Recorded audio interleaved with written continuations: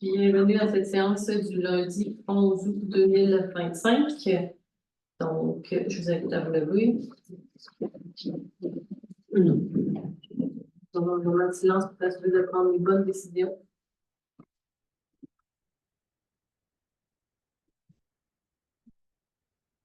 Notez l'absence de M.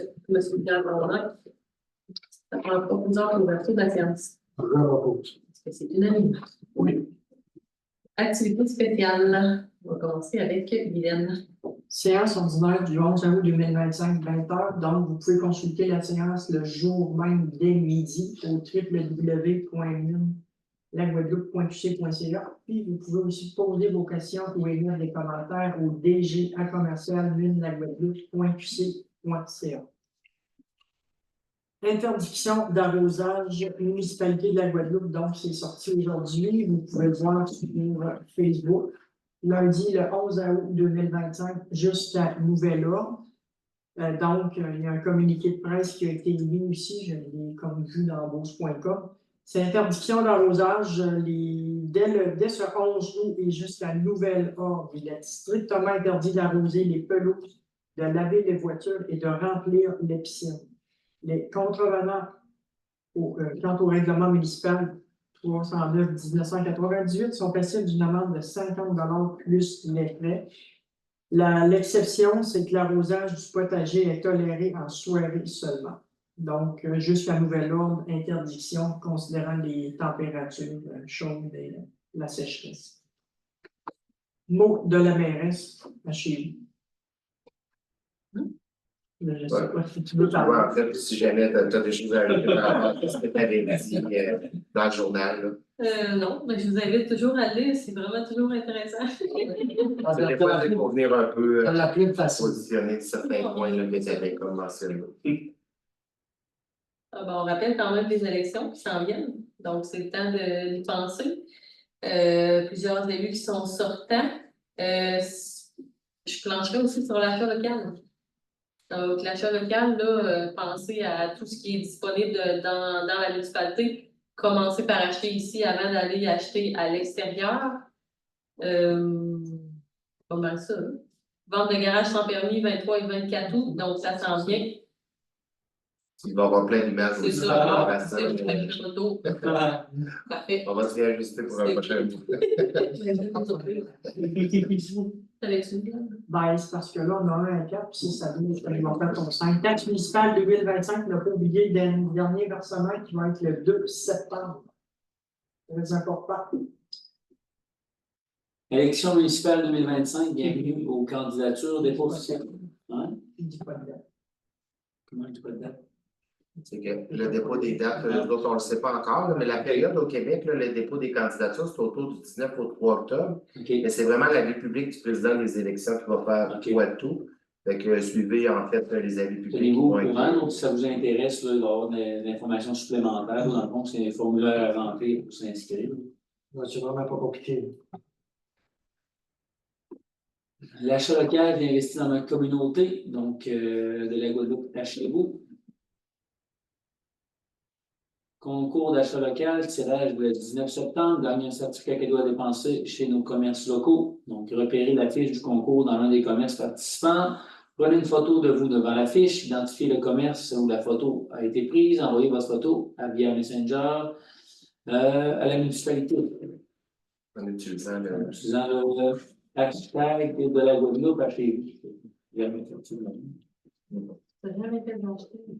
C'est dans une de vos publications là, sur votre propre compte Facebook. Là, vous pouvez prendre la photo, la mettre là-dessus, puis ajouter le hashtag. Comme ça, ben, ça fait que tout le monde va voir que vous avez acheté. Mettons quelqu'un qui ne connaît pas trop ça, tu peux juste prendre une photo et l'envoyer par courriel. Vous pouvez l'envoyer par Messenger. J'ai une chance de plus. OK. Tu mets le hashtag. Puis par Messenger, c'est à qui? Dans le Facebook de la municipalité où j'ai eu des loisirs, c'est C'est bien. Compteur d'eau, période de lecture du compteur d'eau à l'intérieur de votre résidence ou de votre commerce, 15 août au 30 septembre. Très important de prendre le compteur d'eau à l'intérieur et non à l'extérieur. Ceux à l'extérieur, là, il y en a quelques-uns qui font défaut, donc ralentissent la quantité d'eau consommée, donc ça peut amener à certaines surprises. Donc, bien important de prendre le compteur à l'intérieur et d'envoyer soit une photo par courriel là, ou remplir le coupon réponse qui est disponible dans le journal Notre Milieu. Des amendes. Oui, il y a des amendes dans le fond. Là, 50 pièces. je pense que c'est 50 là, si jamais vous n'avez pas remis votre compteur d'eau à temps. Important, éco-centre. Rapportez votre huile et votre peinture dans le contenant d'origine. Donc, évidemment que c'est important de savoir qu'est-ce qu'il y a dans le calice pour le classer correctement, j'imagine. Hein? Donc, gratuit pour les résidents de la Guadeloupe seulement. Suivez-nous sur Facebook, il me semble jusqu'à 12. Ouais. Suivez-nous sur Facebook, donc Loisirs la Guadeloupe et la municipalité de la Guadeloupe. C'est là, on continue avec Carl. On va lui des affaires. Oui, hein? Ouais. Bon, c'est écrit ici, ça. C'était dit, mais c'est pas vrai. Tournoi de soccer de fin de saison, le 14 au 17, du 15 au 17 août 2025, bénévoles recherchés. On vous encourage à donner votre nom à Alison.Gaulin, commercial, municipalité de la Guadeloupe.qc, mune-la-Guadeloupe.qc.ca ou au 418-459-4342 au poste 22-24. Et ce qu'on sait, c'est des bénévoles pour. Ben, pour différentes tâches. Différentes là, tâches. Hot dog, les gens, même le papier, ça se remplit tellement. C'est surtout vu qu'il n'y a pas de ligne, ça se ramasse mal parqué, c'est pas trop long. Un peu tout, là. Ils vont vous placer selon vos compétences. Vente de garage sans permis, on en parlait tantôt dans le mot de la mairesse, le 23 et 24 août 2025, inscrivez-vous au 418-459-3342 au poste 22-24. Donne, reçoit, partage. Oui, c'est fruits et légumes sur notre frigidaire collectif. Ça. Bref, je dis, donne, reçoit, partage. N'oubliez pas de noter la date de la fabrication de l'aliment, très important. Puis, je suis fait demander aussi en passant, elle se situe où exactement sur la frigidaire? Il est où la bibliothèque, là, dans le nouvel espace là, de détente? Là? Oui, OK. Dans le côté, là. Okay. En arrière du bureau de poste. Un peu moins visible. Entre le bureau de poste et la bibliothèque. Un peu moins visible qu'avant, là, mais tu sais, vous pouvez quand même reprendre l'habitude d'y aller, là. C'est ça qui est comme le mur. En arrière du bureau de poste. C'est ça, en arrière. Moi, c'est entre le bureau de poste et la bibliothèque. Exact. Puis en arrière, le stationnement en arrière du Royal. OK. Là, moi, je pense au surplus de jardin, là. C'est sûr que les jardins sèchent, on peut les arroser le soir, mais tu sais, surplus de jardin, si vous êtes pour en gaspiller, là, allez porter ça là, puis ça passe plus vite. Club de lecture à la bibliothèque de la Guadeloupe, du 26 juin au 28 août, ça achève, pour les jeunes de 3 à 15 ans qui sont membres de la bibliothèque. Inscription sur les heures d'ouverture du 26 juin au 26 juillet 2025. Je pense que les inscriptions, je pense que c'est exactement. Petite information, là, il y a quand même 72 lecteurs de la Guadeloupe qui sont inscrits, puis 23 de Courcielles Saint-Évaris, ça fait qu'il y a 95 inscriptions là, pour le club de lecture, c'est excellent.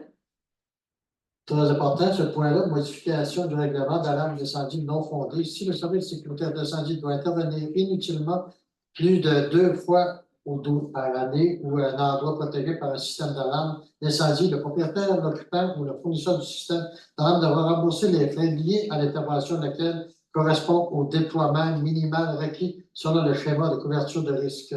Règlement 557-2025. Et ça complète le tout. Merci. Donc, ça prend un proposeur pour l'adoption de l'ordre du jour. Est-ce que c'est unanime? Oui. Point 4, adoption des procès-verbaux 4.01 pour la séance ordinaire du 14 juillet. Proposeur. Est-ce que c'est unanime? Oui. Correspondance, donc différentes correspondances là, qui nous sont transmises.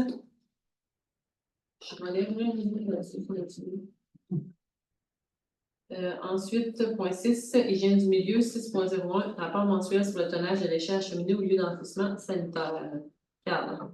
Oui, ici, on a 5 semaines, on a le déchet industriel commerciaux pour 43,95 tonnes, cumulatif 204,14, pour un écart de 12,6 déchets résidentiels, 35,47 tonnes, pour un écart de 7 pour un total d'enfouissement de 79,42 tonnes.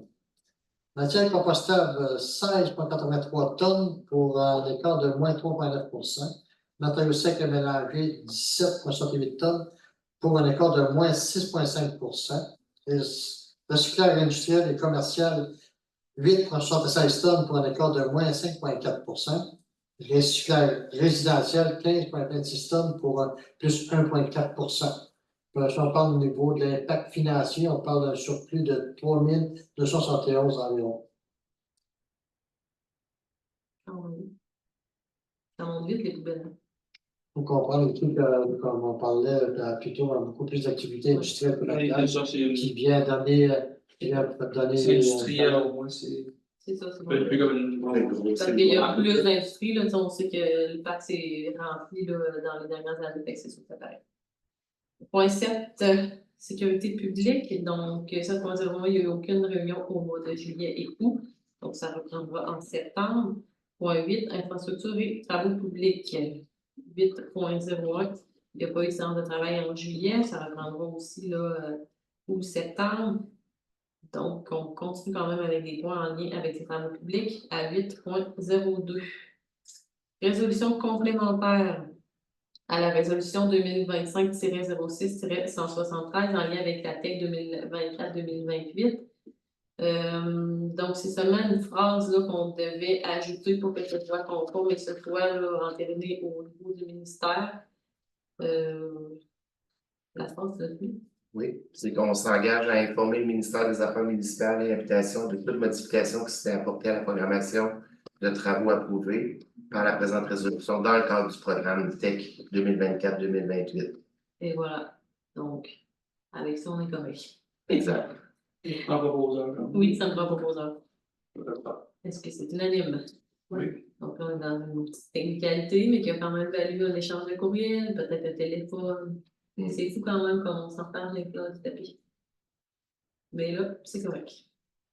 8.03, remerciement à la municipalité de Saint-Éphrem de Beauce et autorisation de paiement en lien avec des travaux de niveleuse. Dave. Oui, dans la lutte de la municipalité de Saint-Éphrem de Beauce a offert un soutien à la municipalité de la Guadeloupe en effectuant les travaux de niveleuse dans certains rangs du territoire.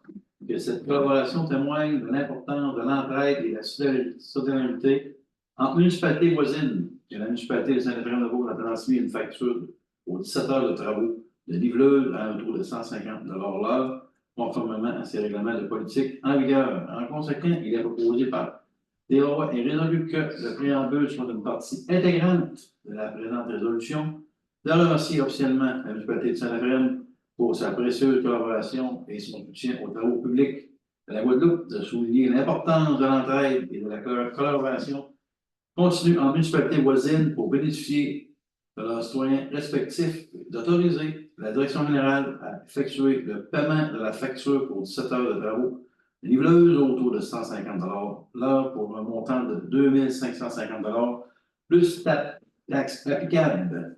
Le même jour, le pôle budgétaire 02-320-0516, la dépense étant prévue au budget 2025. Est-ce que c'est unanime? Oui. Point 9, loisirs et vie communautaire, donc 9.01. Le comité des loisirs de culture et vie communautaire n'a pas tenu de séance de travail en juillet compte tenu des vacances. On a quand même un rapport mensuel des activités qui a été préparé. Donc, il y a des points aussi qui suivent en lien avec les loisirs. Vincent, rapport mensuel bibliothèque. Oui, donc en juillet, près de livres, un record 838 près de livres, un record également pour les prêts de jeux à 19, 80 heures de bénévolat et 14 nouveaux membres. Donc, information aussi intéressante. Ajout de plusieurs livres en anglais pour la section adultes et jeunesse, ainsi que 95 inscriptions au club de lecture de 3 à 15 ans. Excellent. 9.03, rapport de conformité de l'ACQ du camp de jour 2025, donc Association des camps du Québec. Vincent. Oui, donc c'est un rapport, dans le fond, qui indique là, que la municipalité là, est conforme et que les résultats sont positifs là, par rapport au camp de jour. Donc, je propose là, que la municipalité reconnaisse le travail de la responsable des loisirs, de la culture de la communautaire, la qualité de la coordination et de l'innovation apportée au camp de jour, ainsi que son adjointe, Mme Amanda Fauché, et tous les animateurs et animatrices de l'année 2025. Je propose aussi que la municipalité remercie Beau-Sartigan et ses agentes de développement pour leur soutien et leur collaboration dans la réussite du camp de jour. Et également que la municipalité encourage la poursuite des efforts d'amélioration continue afin de maintenir un service de camp de jour de grande qualité pour les familles de la Guadeloupe. Est-ce que c'est unanime? Oui. Donc, un beau message là, positif, un petit tape dans le dos pour tous les employés qui ont participé là, à cette réussite-là. 9.04, demande de collaboration, hockey municipal à la Guadeloupe. Dave. Je sais pas, c'est un vrai. Pas de rouge dessus. Non, mais pas de rouge. Non, t'es correct. Parfait. Entendu, c'est M. Benoît Talbot, président organisateur du hockey municipal à la Guadeloupe, est en processus de démarrage de 3 catégories de hockey plaisir pour les jeunes de 5 à 15 ans, incluant les municipalités voisines. L'organisation de la Ligue hockey municipal, hockey plaisir repose sur l'engagement bénévole et n'entraîne aucun frais logistique ou administratif additionnel pour la municipalité. Le projet prévoit également un développement de hockey féminin, une initiation progressive pour les débutants, l'organisation d'un camp de mise en forme lors de la journée pédagogique ou la semaine de relâche, les revenus annuels anticipés de plus issus de l'allocation de la glace auxquels ça pourra tomber positive pour le restaurant, les ventes de bière qu'on va favoriser, l'accessibilité aux activités sportives pour les jeunes. Le calendrier prévoit 3 heures de pratique par semaine sur 25 semaines, 75 heures. 25 matchs locaux. Ensuite, développement de hockey féminin, 15 heures, journée pédagogique et semaine de relâche, 10 heures. Alors que M. Talbot souhaite organiser un camp d'entraînement dès le début septembre et ajouter des heures additionnelles de pratique et de match lors du même mois en surplus de prévision annuelle.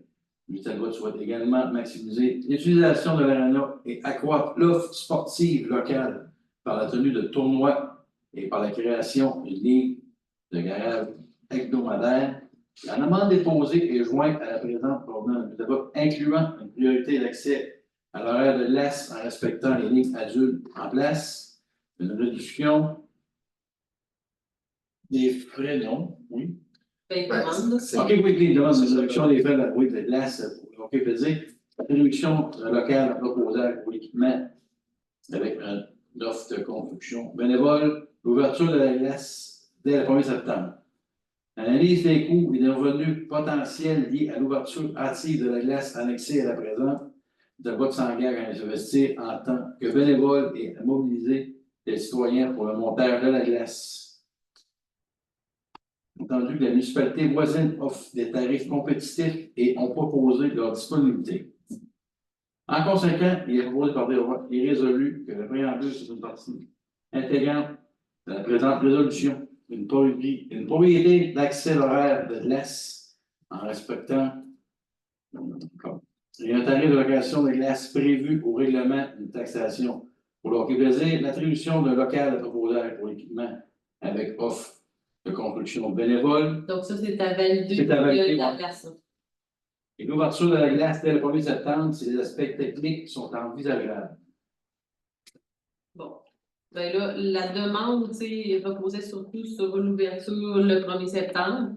Donc, le conseil est favorable là, à y aller dans ce sens-là. Si au niveau technique, on est capable, avec le gars de réfrigération, finalement, la compagnie qui vient starter la glace. En bon français, j'ai pas d'autres mots. Donc, s'il peut, s'il est capable de nous rentrer dans l'horaire, si c'est possible au niveau technique, là, avec les chaleurs aussi qu'on connaît, ce serait un go là, de notre côté.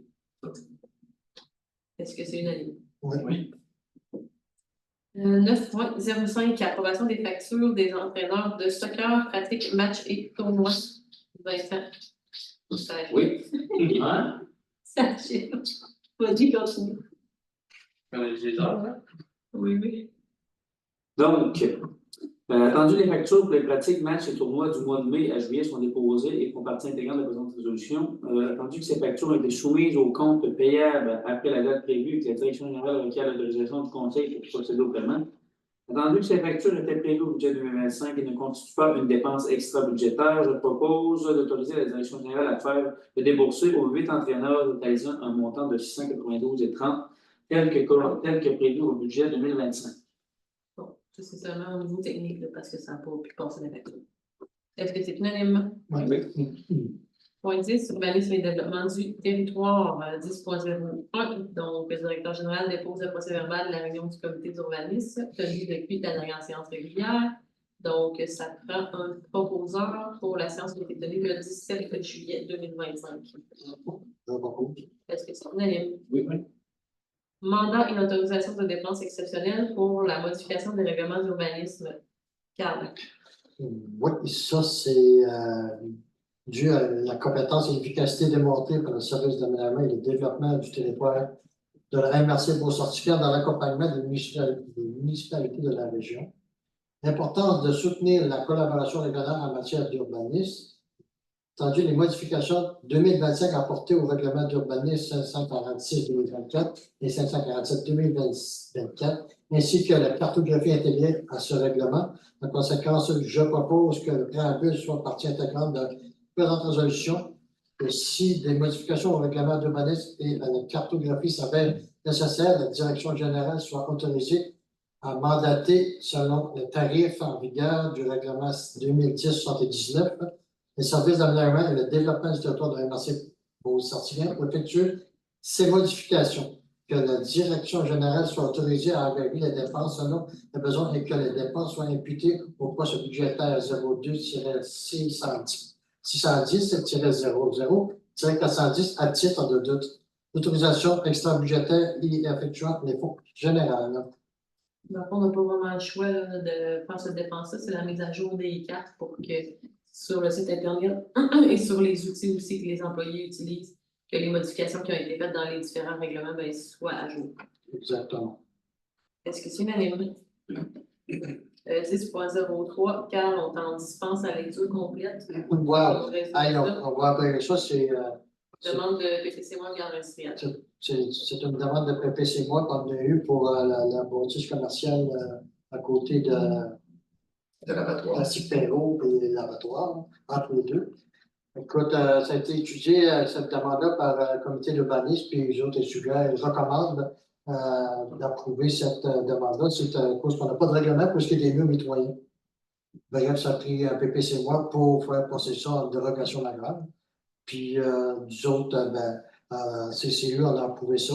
Donc, je propose que le préambule fasse partie intégrante de la présente résolution, autorisée en vertu de l'article 145.38 de la loi sur l'aménagement de l'urbanisme, la réalisation du projet particulier de la construction d'un bâtiment mitoyen sur le lot 6 434 538 et 6 411 347 tel que présenté dans le plan déposé à la municipalité, d'exiger que la construction soit conforme à tout point au plan et devis soumis incluant la présence d'un mur coupe-feu mitoyen implanté à 0 m sur la ligne entre les deux. D'informer les requérants que toutes les modifications substantielles au projet autorisées devraient faire l'objet d'une nouvelle approbation du conseil municipal.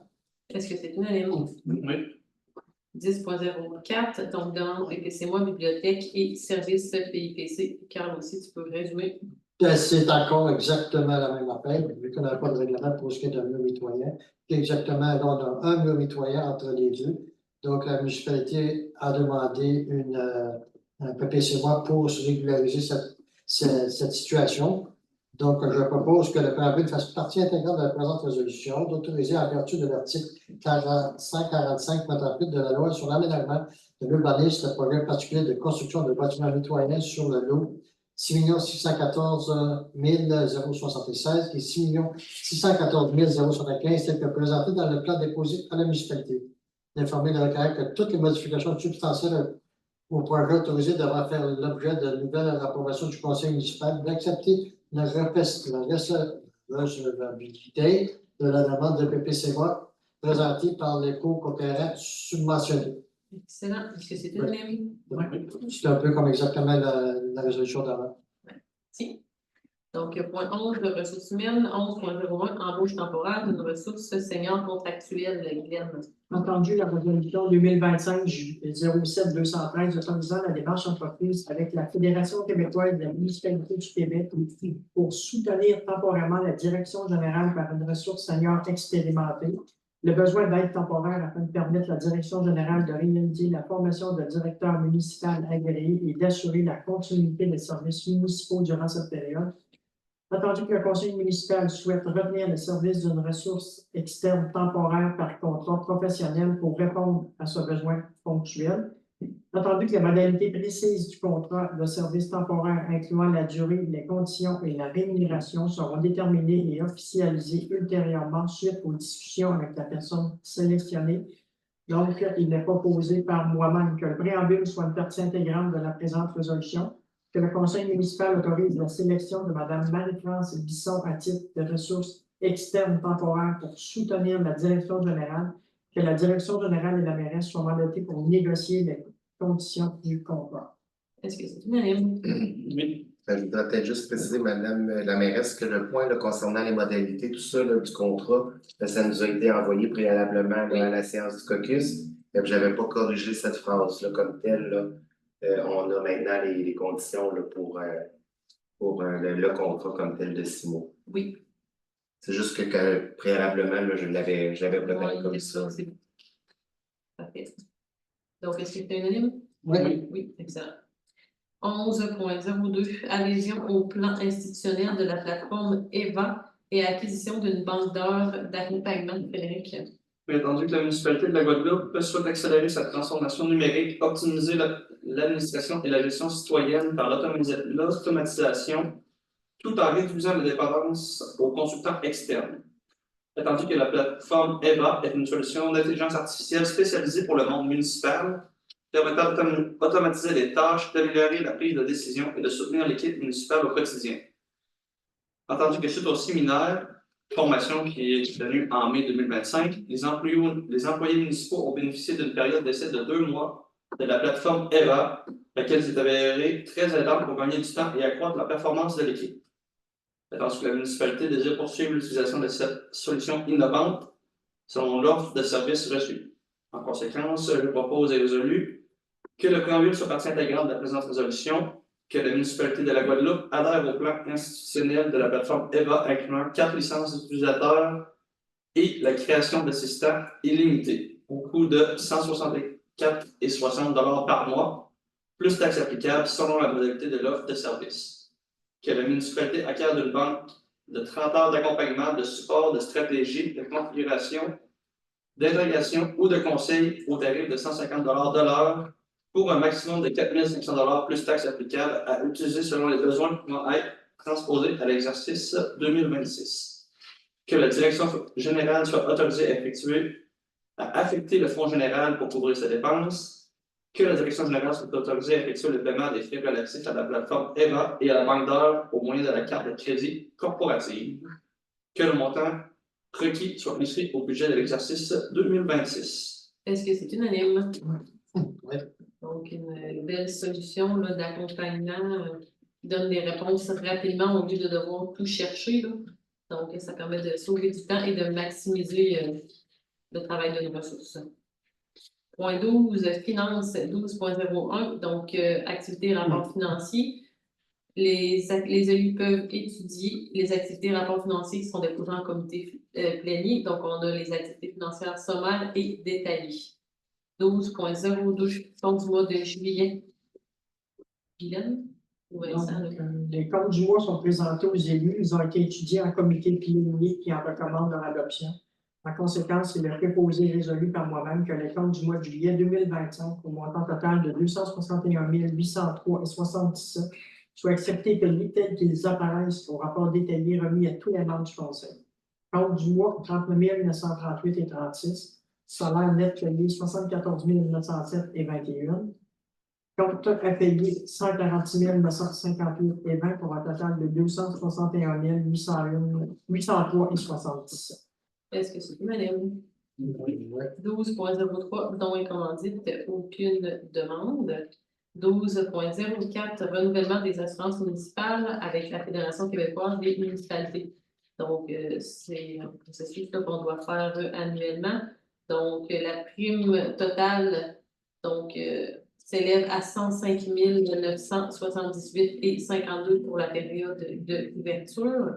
Ça prend un proposeur, là, je résume, là, pour que le préambule soit une partie intégrante de la présente résolution, pour accepter les propositions de renouvellement des assurances municipales soumises par la SQM, d'autoriser la direction générale à signer tous les documents nécessaires, que les conditions particulières au contrat telles que présentées dans la lettre de la SQM déposée au Conseil fassent partie intégrante de la présente résolution, et d'autoriser la direction générale à effectuer le paiement de la prime d'assurance en imputant la portion correspondant à l'exercice financier 2025 au budget et de prévoir là, de budgéter pour 2026. Ça prend pas pour heures. Je propose. Est-ce que c'est unanime? Ouais. Ensuite, le conseil demandait aussi là, si c'était possible d'avoir une offre de service pour réévaluer les bâtiments pour s'assurer que nous étions assez couverts au niveau des assurances. 12.05. Approbation de dépenses, contrat de location Express Beauce mégantique en lien avec la piste cyclable Frédéric. Oui, entendu que la municipalité de la Guadeloupe doit procéder au paiement des baux annuels 2025 pour la location des terrains appartenant à Express Beauce mégantique, conformément à la facture 143 au montant de 16 466,83 qui était prévu au budget 2025. En conséquence, je propose et résolu que le préambule fasse partie intégrante de la présente résolution, que le conseil municipal autorise le paiement du bail annuel 2025 à Express Beauce mégantique au montant de 16 466,83, que la direction générale procède au paiement conformément aux procédures en vigueur. Est-ce que c'est unanime? Point 13, législation, adoption du règlement 556-2025 constituant le comité consultatif d'urbanisme. Donc, une mise à jour là, de 2 documents qui ont été fusionnés. Carl, on Ouais, t'écoute. ben, c'est ça, ça a été donné, la dimension a été donnée par Pierre Gondin, comme tu disais, c'est le paquet de petits règlements qui ont été fusionnés ensemble. On pourrait lire ça d'un bout à l'autre, mais je pense que vous allez vous ennuyer un peu. Bref, ce que je proposerais, d'abroger tout règlement antérieur en lien avec la constitution du comité consultatif d'urbanisme, que le règlement portant le numéro 556-2025 soit daté et décrété selon tous les systèmes. Là, on parle d'une vingtaine d'items qui est en 19 systèmes qui est en détail là-dedans. Bref, je suis dans le plus de détails. Je suggère d'aller voir ça, mais que ça s'est passé après la séance. Le dernier règlement monté là, en 1998, donc c'est un petit peu normal là, qu'il y ait une mise à jour qui a été faite. C'est ça, mise à jour de tout ça. Les modifications étaient relativement mineures, là, mais c'est juste pour prendre en compte c'est moi qui ai au travers de ça. exact, les nouveautés. Bref, le présent règlement entre en vigueur conforme à la loi. Avis de motion qui était donné le 14 juillet 2025, l'adoption se fait ce soir le 11 août 2025, et l'affichage se fera le 12 août 2025. Est-ce que c'est unanime? Oui. Donc, 14 d'hiver, rien. 15 périodes de questions, rien non plus, on en a eu par Internet. Non.